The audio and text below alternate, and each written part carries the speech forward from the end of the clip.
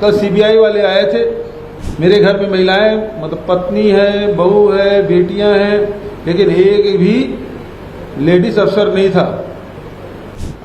Protection money इसलिए लिया जाता है कि उसमें कोई कार्रवाई नहीं होती। यहां तक कार्रवाई हुई, 200 से अधिक गिरफ्तारियां हुई, तो फिर प्रोटेक्शन मनी किस बात का? आपने कार्रवाई करने वाले के खिलाफ कार्रवाई की। यदि वो आरोपी है सौरभ चंद्राकर और रवि उत्पल, और उसके साथ प्रदीप मिश्रा जी उसके जजमान बन के जाते हैं और उसको गिरफ्तार भी, हाउस अरेस्ट हो गया बोलते हैं, तो वो सार्वजनिक स्थल में कैसे, उससे पूछताछ क्यों नहीं हो रही?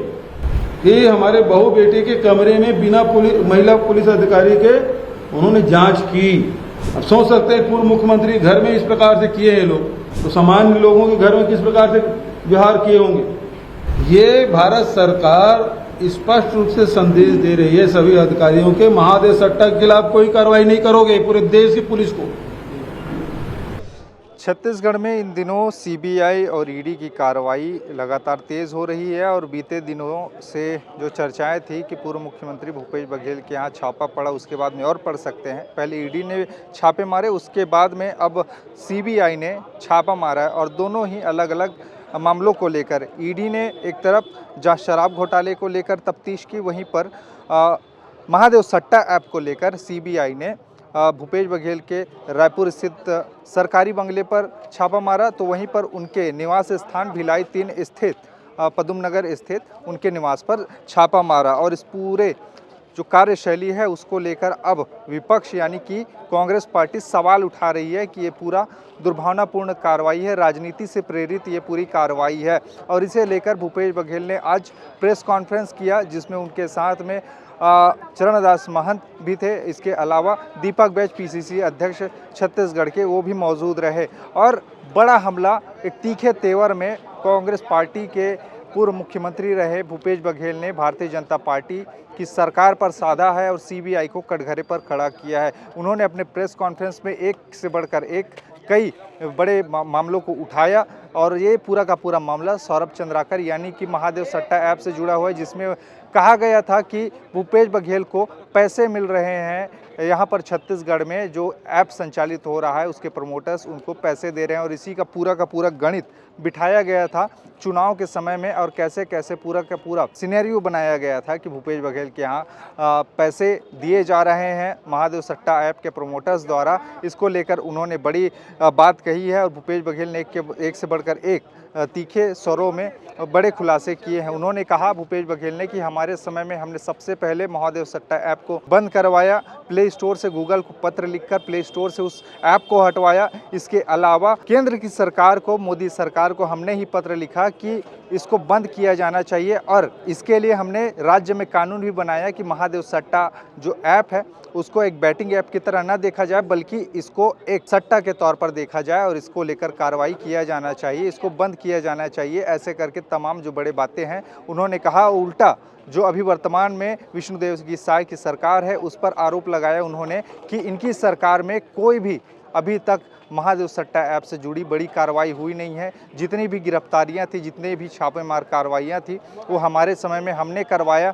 उन्होंने आड़े हाथों लेते हुए भारतीय जनता पार्टी के बात पर कहा कि अगर हमको प्रोटेक्शन मनी मिल रही होती तो हम आखिरकार क्यों इतनी बड़ी कार्रवाई करते। और जब सौरभ चंद्राकर और रवि उत्पल अब दुबई भाग गए हैं, वहां से ही ऐप को संचालित कर रहे हैं, पूरा का पूरा सट्टा जुआ का लत वो लगवा रहे हैं युवाओं को, तो उस पर क्यों अब केंद्र सरकार मौन है।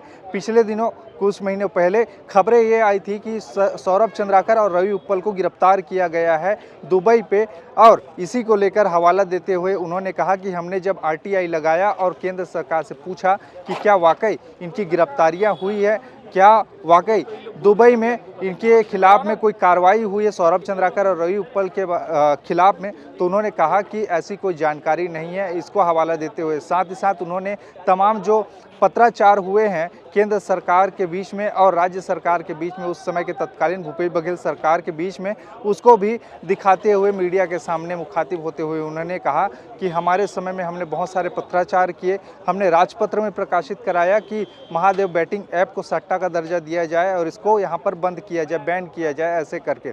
लेकिन इतने समय गुजर जाने के बाद में सत्ता बदल गए, लेकिन अभी तक महादेव सट्टा ऐप के जो प्रमोटर हैं सौरभ चंद्राकर, रवि उप्पल और तमाम जो उनसे जुड़े हुए लोग हैं, सिंडिकेट हैं, उनकी गिरफ्तारियां अभी तक नहीं हुई है। उनकी भारत वापसी कब होगी, इसको लेकर उन्होंने सवालिया निशान सरकार पर उठाए हैं। और लगातार भारतीय जनता पार्टी है वो दावा करती रही है कि हम इसको लेकर सजग हैं और इसको लेकर कार्रवाइयाँ जो हो रही हैं वो सार्थक है।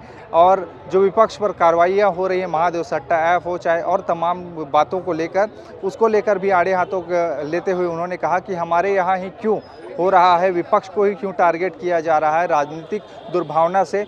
यहाँ पर बहुत से भारतीय जनता पार्टी में भी भ्रष्टाचारी बहुत से लोग हैं, उनके यहाँ पर क्यों कार्रवाई नहीं हो रही है, छापेमार कार्रवाई क्यों नहीं हो रही है, और केवल विपक्ष को ही टारगेट क्यों किया जा रहा है, ये उनका बड़ा आरोप रहा है। इसके अलावा उन्होंने जो कार्रवाई हुई उसको लेकर भूपेश बघेल ने बड़े तीखे स्वरों में कहा कि कोई भी महिला कर्मी नहीं थी वहाँ पर, और महिलाओं के कमरे में जाकर वहाँ पर जो छानबीन है वो की गई, महिलाएं वहाँ पर थी। और नियम ये कहता है कि अगर कहीं पे अगर जा रहे हैं तो महिला कर्मी भी होना चाहिए, लेकिन इसको लेकर भी उन्होंने बड़े सवाल खड़े किए हैं कि इतने बड़े अधिकारी वहाँ पर पहुँच जाते हैं और महिलाओं के कमरे में चले जाते हैं, लेकिन कोई वहाँ पर महिला कर्मी यानी कि महिला अधिकारी नहीं थी, उनके साथ में न तो कोई कर्मचारी थी महिला कर्मचारी। इसको लेकर भी उन्होंने तीखे स्वरों में कहा है कि ये भी एक बड़ा गलत हुआ है और इसको लेकर भी कार्रवाई होनी चाहिए। और उन्होंने पूछा है कि ये कितना जायज़ है कि किसी महिला के कमरे में जाकर छानबीन किया जाए, वो भी बिना महिला कर्मी के मौजूदगी में।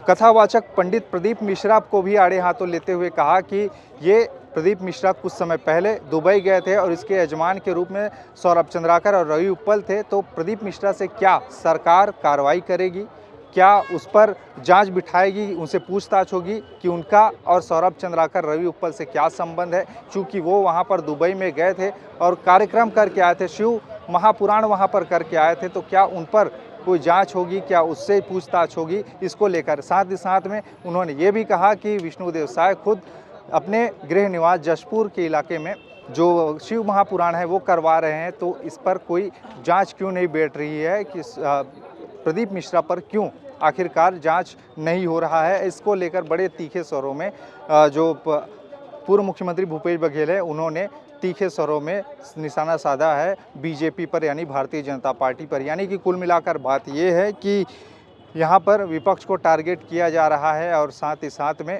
जो जितने भी जो कार्रवाइयाँ हैं उसको लेकर उन्होंने सवाल उठाए हैं कि भारतीय जनता पार्टी के समय में पुलिस ने कोई कार्रवाई नहीं की है।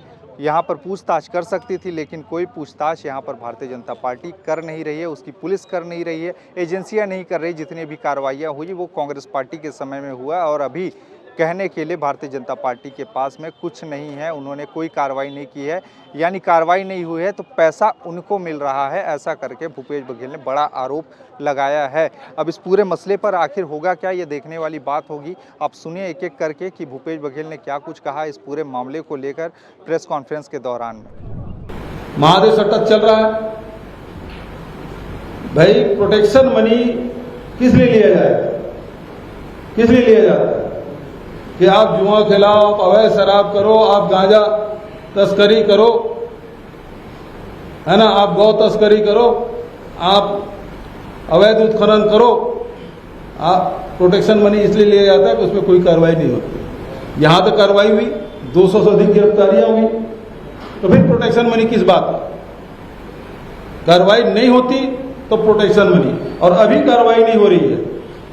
अभी हो रही कार्रवाई आप 20 प्रदेश में, पिछले 1 साल से कोई कार्रवाई हुई जब से सीबीआई सौंपे हैं? बहुत बता दो भाई, आप लोग तो पत्रकार हैं मेरे, आप तो डे टू डे बिल्कुल अवेयर रहते हैं, कोई कार्रवाई नहीं। इसका मतलब यह है कि प्रोटेक्शन मनी आप ले रहे हैं। आप अपने आरोप लगाने से ही अब खुद के ऊपर आरोप लगा रहे हैं। हमने तो कार्रवाई की, आपने कार्रवाई करने वाले के खिलाफ कार्रवाई। पहली बात तो ये है, यदि वो आरोपी है सौरभ चंद्राकर और रवि उप्पल और उसके साथ प्रदीप मिश्रा जी उसके जजमान बन के जाते हैं और वीडियो आपने देखा और उसको गिरफ्तार भी, हाउस अरेस्ट हो गया बोलते हैं, तो वो सार्वजनिक स्थल में कैसे, उससे पूछताछ क्यों नहीं हो रही कि रवि उपा से मिल के आए भैया, चलो पूछ लो। सीबीआई के कांस्टेबल जाकर पूछ लेता। अभी तो रायपुर में है, छत्तीसगढ़ में, जसपुर में प्रवचन चल रहा है, मुख्यमंत्री करा रहे हैं। यही पुलिस, क्योंकि एफआईआर तो उनके खिलाफ है रवि उप्पल के, और रवि उप्पल से मिलने वाले से पूछताछ क्यों नहीं होगी, क्यों नहीं किया जा रहा। कल सीबीआई वाले आए थे, मेरे घर में महिलाएं, मतलब पत्नी है, बहू है, बेटियां हैं, लेकिन एक भी लेडीज अफसर नहीं था। उसके कमरे तक चेक किए। नियम तो ये है कि दिन ढलने के बाद कोई अधिकारी बिना महिला अधिकारी के नहीं रह सकते, लेकिन आप सब ने देखा 9:15 बजे रात को निकले वो। यहां भी मेरे गैर हाजिरी में, मैं तो उनके साथ ही था, मुझे बताया तक नहीं गया कि यहां छापा डाला है। यहां कोई था भी नहीं, एक कुक था अंदर में, वो सो रहा था। बचत स्टाफ तो अपने अपने घरों में थे। उसके आने की इंतजार करने के पहले ही सब शुरू कर दी जांच। तो ये बहुत सारे लेकुना है इसकी जांच प्रक्रिया में, और उसे हम उचित मंच में रखेंगे भी। ये गलत है, और आपके माध्यम से भी रख रहे हैं, और जहां रखना है कोर्ट में हो चाहे सीबीआई को, वो पत्र भी लिखेंगे और कोर्ट में भी कहेंगे, लेकिन आपके माध्यम से ही कि हमारे बहू बेटे के कमरे में बिना महिला पुलिस अधिकारी के उन्होंने जांच की। अब सोच सकते हैं पूर्व मुख्यमंत्री घर में इस प्रकार से किए हैं लोग, तो सामान्य लोगों के घर में किस प्रकार से व्यवहार किए होंगे। ये भारत सरकार स्पष्ट रूप से संदेश दे रही है सभी अधिकारियों के, महादेव सट्टा के खिलाफ कोई कार्रवाई नहीं करोगे पूरे देश की पुलिस को, क्योंकि जिन्होंने कार्रवाई की उनके घरों में छापे पड़े हैं। वो सारे अधिकारी देख लो, वो संदेश है, पूरे देश को संदेश है।